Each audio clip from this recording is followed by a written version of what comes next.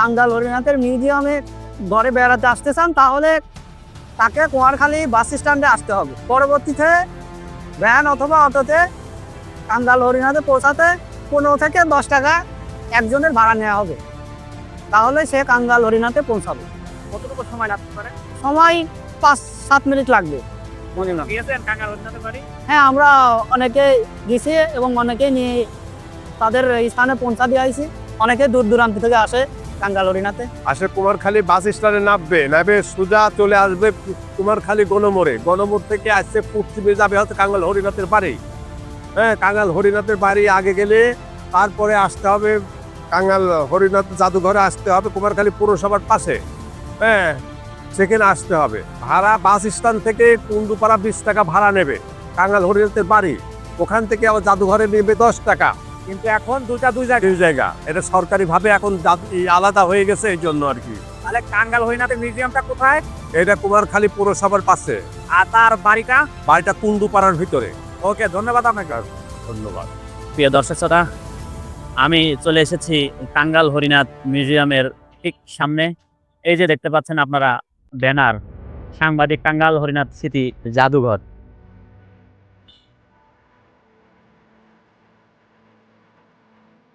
এই যে দেখতেছেন এখানে লেখা আছে সময়সূচি, প্রবেশ মূল্য বিস্তারিত। প্রিয় দর্শক, আমি গেটে দেখতে পাচ্ছি অনেকেই রয়েছে,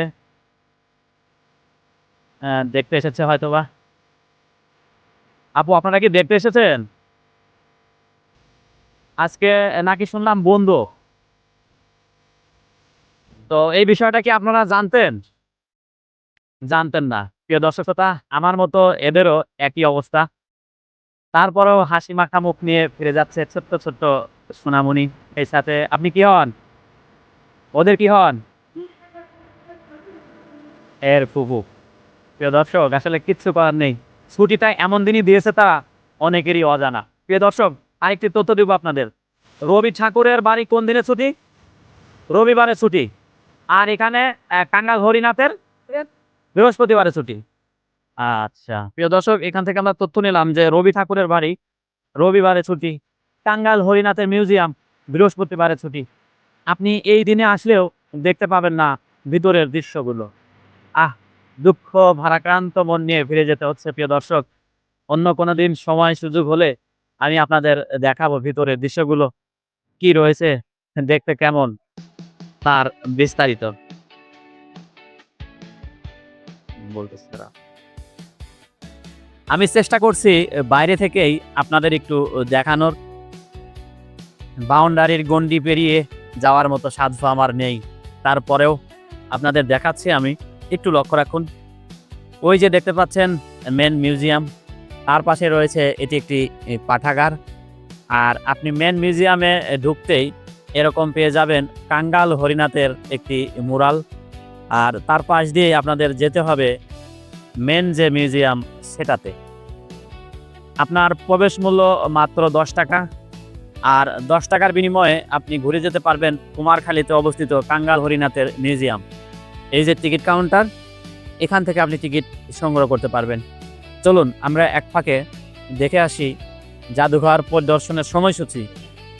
কেননা এই সময়সূচি ভালোভাবে না জানার কারণে আমরা অনেকেই ফিরে যাই এখান থেকে। শনিবার থেকে বুধবার 10:30 থেকে বিকাল 4:30, শুক্রবার 3:30 থেকে 6:30, আর যে বৃহস্পতিবার, আতঙ্কের দিন বৃহস্পতিবার, সাপ্তাহিক বন্ধ। খুবই দুঃখের বিষয়, বৃহস্পতিবার সাপ্তাহিক বন্ধ। কিছু নিয়ম কানুন লেখা আছে এখানে। প্রিয় দর্শক, আমার পিছনে এসে 2টা ছেলে, তাদেরকে একটু দেখব। তোমাদের বাড়ি কোথায়? এই জায়গায়। তারপর ওকে বাড়তে গেছিল আপনার?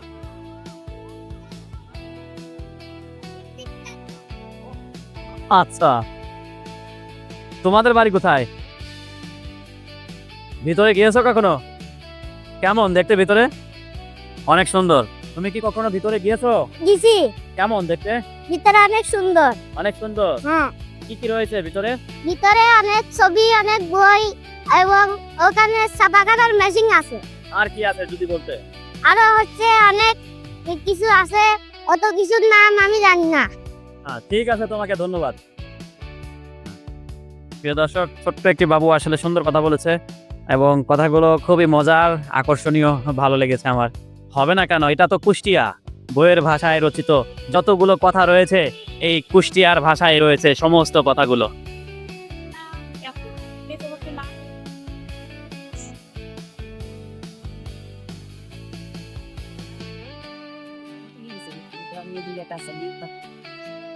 তাহলে আমি আর ভিতরে ঢুকলাম না, আমি বাইরে থেকে যতটুকু ছবি তোলা যায় তুলে চলে যাচ্ছে।